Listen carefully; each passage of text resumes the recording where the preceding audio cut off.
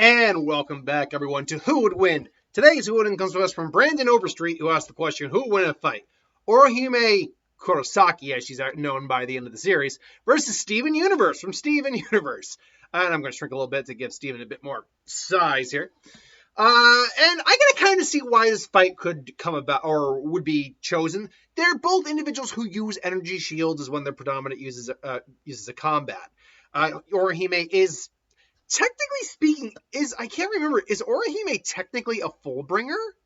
I know she's human, but yeah, I mean, they don't list her as Fullbringer, but technically she's a Fullbringer if I'm not mistaken. Technically. But, that said, she is by all accounts a normal, albeit spiritually aware human. She didn't gain her abilities until later on in season 1, if we're talking about anime. But she is capable in her own right. She's got solid spiritual awareness, able to sense energy levels in Ryatsu. Very high spiritual power, especially for a human, although she wouldn't be considered anywhere near close to a captain, per se. But basically, who was it? Friends, Mila Rose, one of the Fruction, noted that her spiritual energy does compare to that of someone like Chad, who, while not a captain class individual, is definitely like a high lieutenant class in terms of his Ryatsu. And it notes that it would be problematic if the Quincy they were fighting at the time absorbed both of them. She's durable enough. She can take a beating. Particularly her head is pretty strong. She can take quite a licking. She's actually an expert hand-to-hand combatant, and apparently she is actually a black belt in karate. So yeah, it's very surprising. We don't actually see her fighting hand-to-hand very often. And she's a memory Chikan resistance. She was able to recall events of her brother fighting each. Oh, that's right. She's actually able to negate the memory erasure that Shinigami kind of used. But her main ability, obviously, is the Shun Shun Rika, which is her or Princess Shielding Flowers, and 6 Princess Shielding Flowers, it's called. She's ordinary spiritual energy is harbored in the pair of 6-petal flower-shaped hairpins that her brother gave her. Is composed of 6 spirits that reside in each hairpin. You have an Ayame, you have Bagon, I believe it's Baigon, Hinagiku, Lily, Shuno, and Tsubaki, who's kind of the fiery guy, fiery one. In essence, basically, she's able to use different abilities by using these individuals in different conjunctions together, usually to create energy shields, shielding, or whatever. Saten Keshin is her defensive technique, which creates a shield between her and the target. The incantation arranges Hinagika, Lily, and Bagon into a triangle shield, which is able to repel the outer shield. Because the barrier rejects negative events, it can also function as an airbag of sorts, allowing her and anyone else nearby to survive a potentially lethal fall unharmed. She's later able to shape this into a dome-shaped barrier large enough to easily hold herself and other individuals. Now, this can be overpowered, just a high enough level of energy, as we saw with against her fight with Yami, who basically just smacked it or broke it, if I'm not mistaken. But as she got stronger, she was able to repel abilities, for instance, from Ewok, honestly, who was fused with the Soul King, the de facto linchpin that holds the reality together. And she could repel attacks from that guy. Not all of them, mind you, but she could repel like base level attacks from that guy, which would still be insane in strength. Then there's Soten Kishin. This is the healing technique, or as it rejects and reverses and reconstructs phenomena that have occurred, even phenomena that Orihime hasn't witnessed.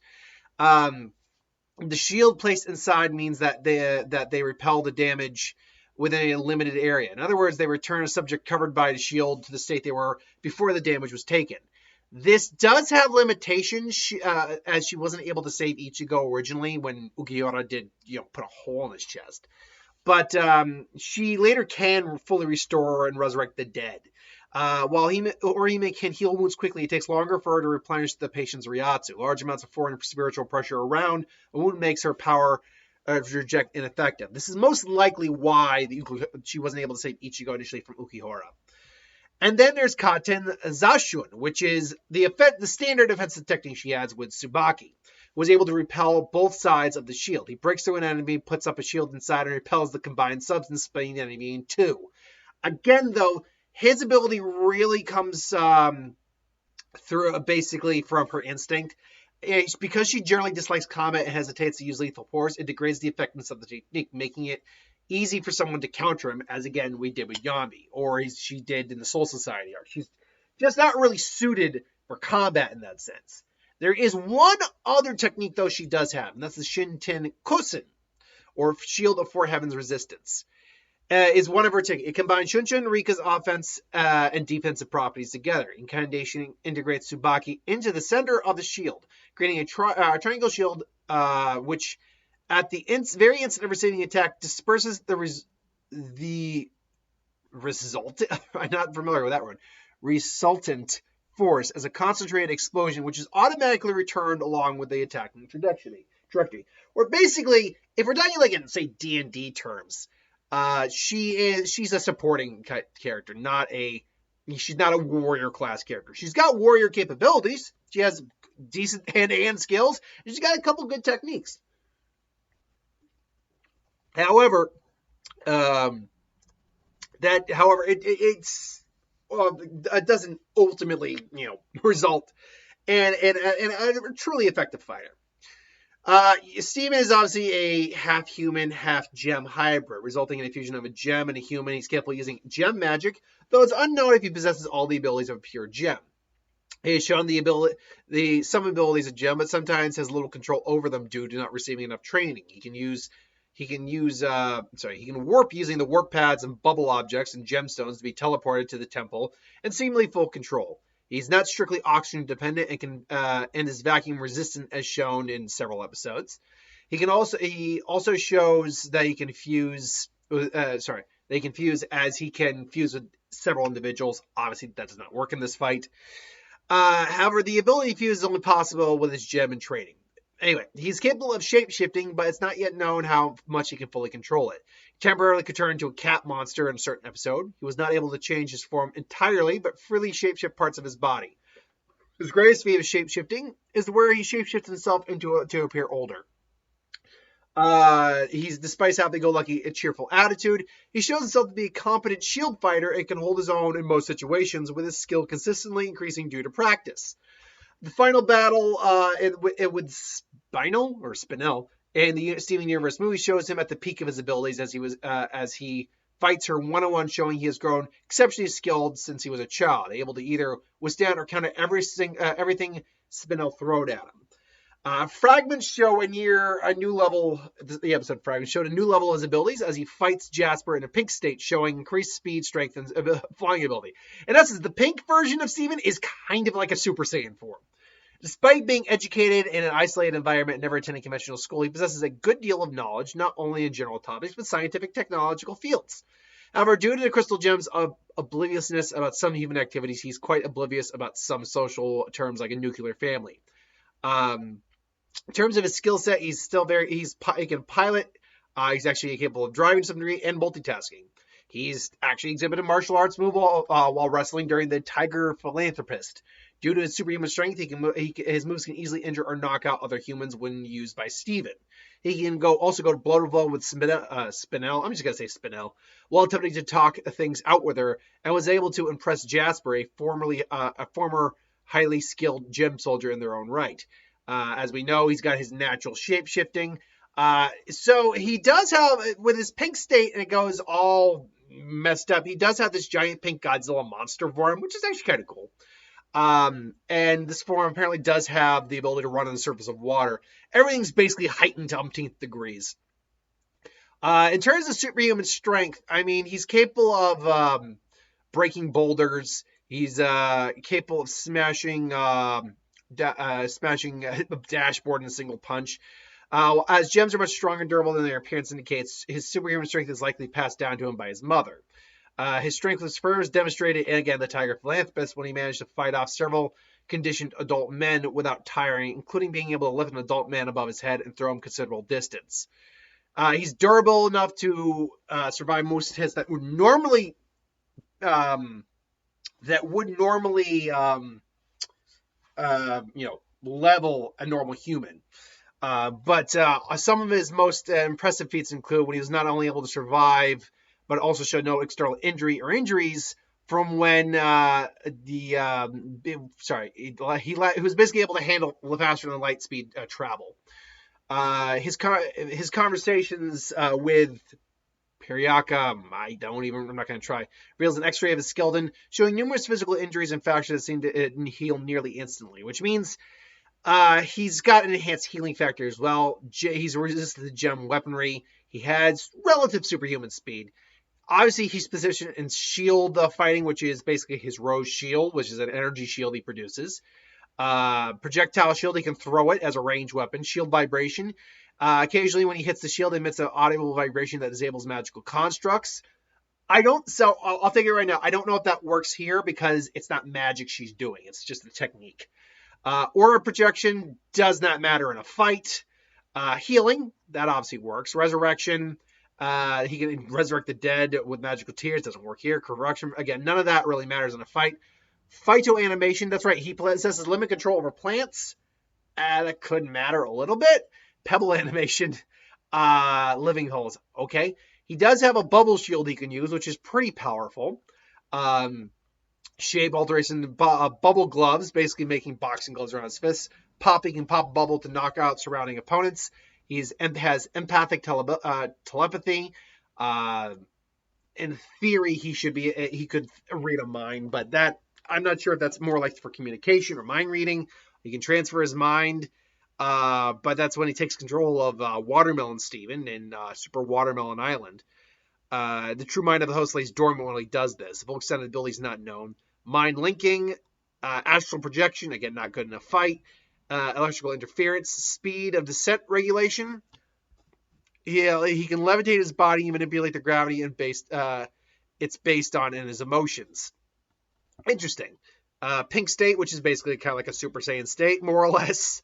Enhances everything. He can create like hexagon dome barriers, body size manipulation. He can increase his size to a certain degree. Hexagon force fields that we just talked about, power augmentation, empathic telepathy again, and basically everything is heightened. And then there's more in a game, but that's basically Steven. So yeah, So these guys going at it. Steven's got the versatility advantage, no doubt about it. But I will say, in terms of proportion to how long they've been fighting, Ichigo kind of put it best that while he was young, he actually had far more experience than any of the Fullbringers ever did in combat because of how many battles he fought in. Orihime didn't fight in nearly as much, but she has been around for a lot of them, have been aided in support, has still fought quite a bit and helped get rid of Hollows. But I think Steven probably has the edge in combat as well. So I guess the immediate question would be then, what edge does Orihime actually have? And that's difficult to say. I will say this. Steven's not a universal level fighter per se. He's definitely a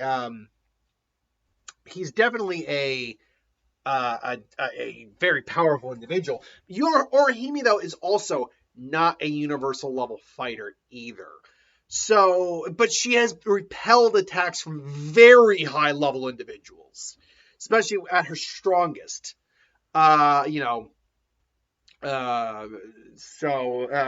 nothing wrong. The problem with me and Steven, the problem with me kind of trying to figure out Steven is that my sister was a big Steven Universe fan. I not so much. I didn't hate Steven Universe. I just didn't watch it. It was a little after my time to a degree. I'm trying to find Spinel right now. Oh, there is Spinel. So Spinel. Where the hell did it go? There it is.